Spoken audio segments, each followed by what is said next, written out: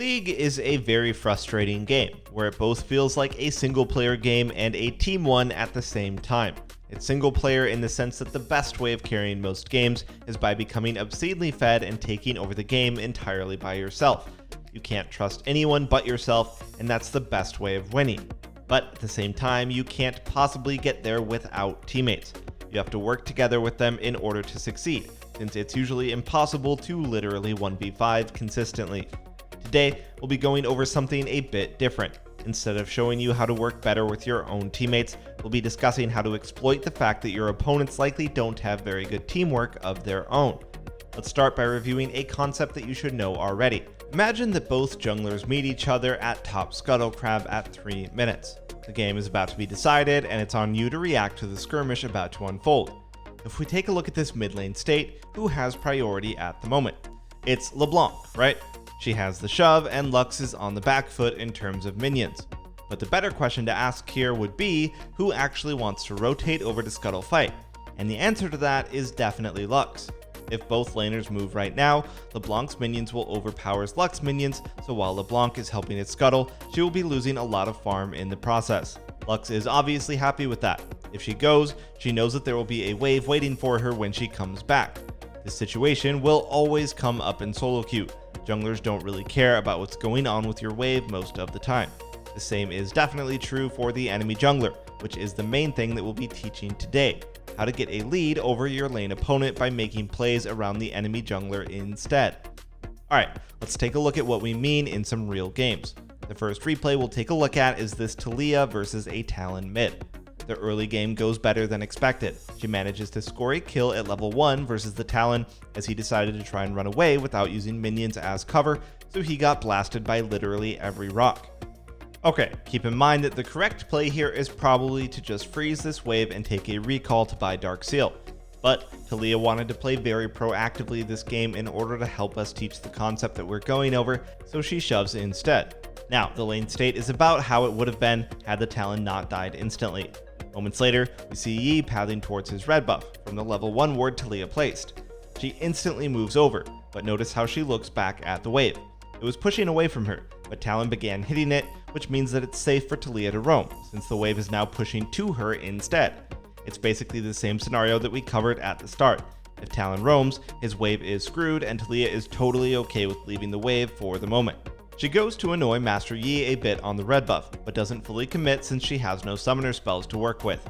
Instead, she instantly leaves, especially once Talon begins collapsing. As he does, notice in the mid lane that he just missed the cannon minion last hit. Taliyah came out fairly ahead here.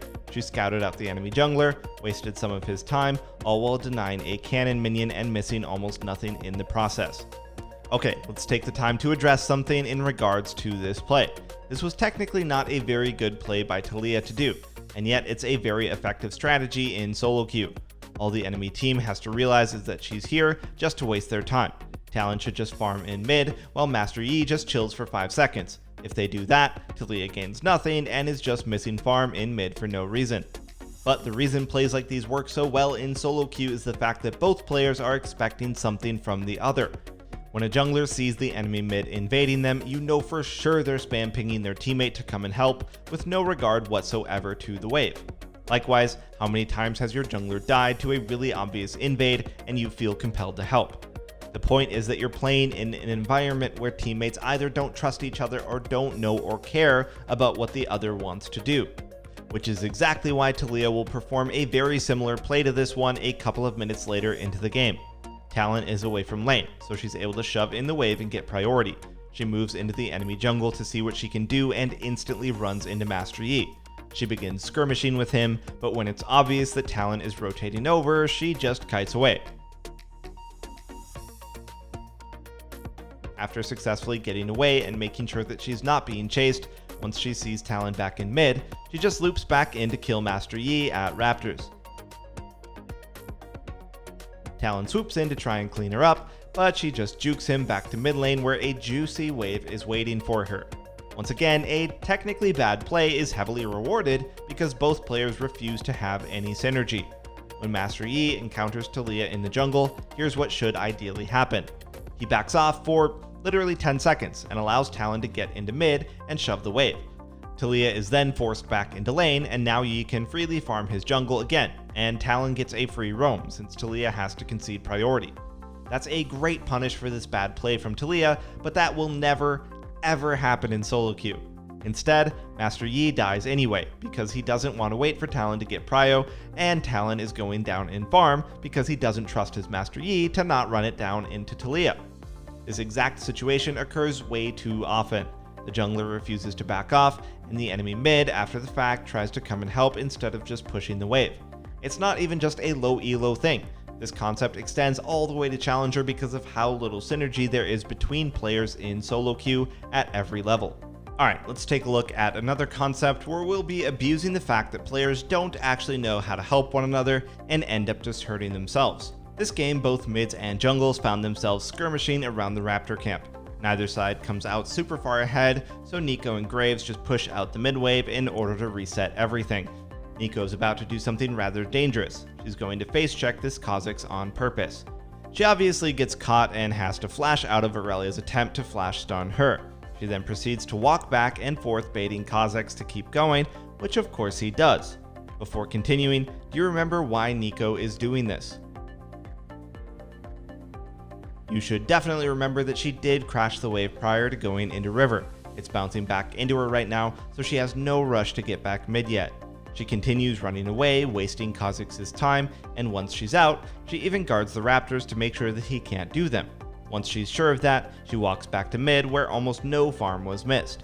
This may have seemed like a huge waste of health and very rewarding for Kha'Zix, but it was actually very beneficial for Neeko and her Graves. Generally, for most plays, you should be asking yourself 3 very important questions before committing to something. Kha'Zix most definitely failed to do so. Question number 1 is, does this stop something my opponent wants to do? In this case, no. Neeko wanted to go back to mid and farm the waves that were building.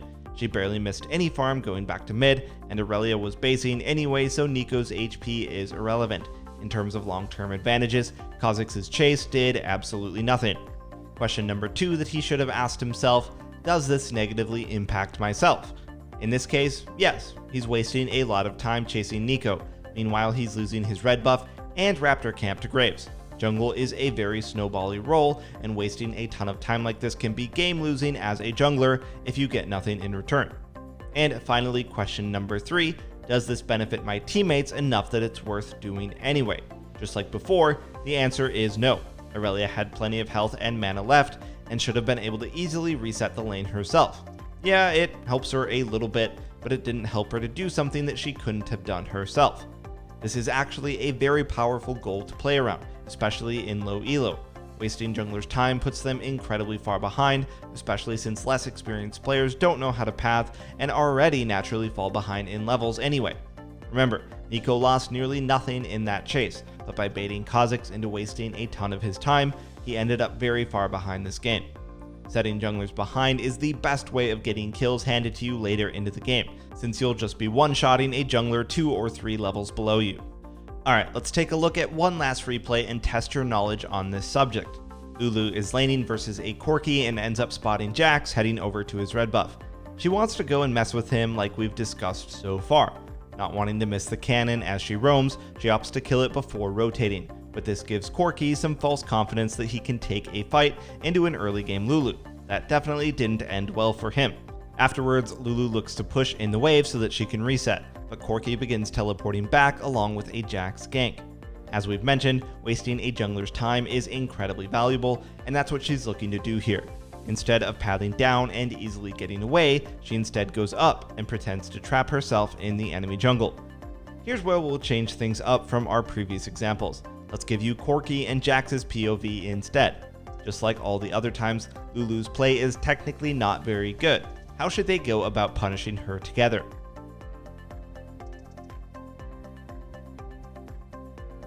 One part of the answer should be obvious. Corki has a huge wave at his tower, which will bounce back to Lulu. He should stay mid and crash the wave. Meanwhile, Jax should give chase to the Lulu just a little bit. Remember our questions? This would give Corki enough time to crash this wave before she could recall and come back to lane. That both helps Corki and hurts Lulu. It does waste a bit of Jax's time, but that's totally fine. The benefit is definitely there. But here's what actually happens. Jax pings assistance so Corki feels compelled to chase, instead of last hitting the huge wave under his tower. Then we see Jax pinged Corki's flash, probably making Corki anxious that he'll get flamed if he doesn't flash after Lulu. And that definitely didn't turn out well either. At the end of it all, it was disastrous for the enemy team. 1. Corki lost a ton of farm. 2. Lulu came back to a massive wave at her tower, since she knew wasting their time wouldn't cost her anything due to the bouncing back wave. And 3. Even though he didn't waste a ton of time, Jax did chase Lulu for zero reason, since Corki didn't just stay mid. The whole point is that plays like these, where you're trying to exploit the uncoordination of solo queue, tends to work very often, simply because players don't know what their own teammates want them to do most of the time. Hell, players can't even play their own role. Even when the jungler knows how to play around their laner and freezes the wave, the Yasuo in this clip decides, no, I don't want a frozen wave versus a recalling opponent. If someone doesn't even understand their own role well, how can they possibly hope to coordinate with their teammates and understand their role in order to punish you? This is definitely a mindset and strategy that you want to look out for more often, even if it can be a bit risky by playing very close to the edge of death. It does require you to understand what both mid and jungle want at the same time, and will take a bit of practice to pull off, but if you become good at exploiting the lack of mid and jungle synergy, you can really start to take over games this way. By the way, you should know where these videos come from. Skillcapped. It's the best place to be if you actually want to improve at League of Legends. We have the best and the most LoL guides on the internet that really do work. The best part is that you don't have to take our word for it. If you don't climb 5 divisions while using Skillcapped, you can claim a refund. So give it a shot and get the rank you've always wanted for Season 11. Check us out after this. Anyway, that's going to wrap it up for this guide. Thanks for watching, and we'll see you next time.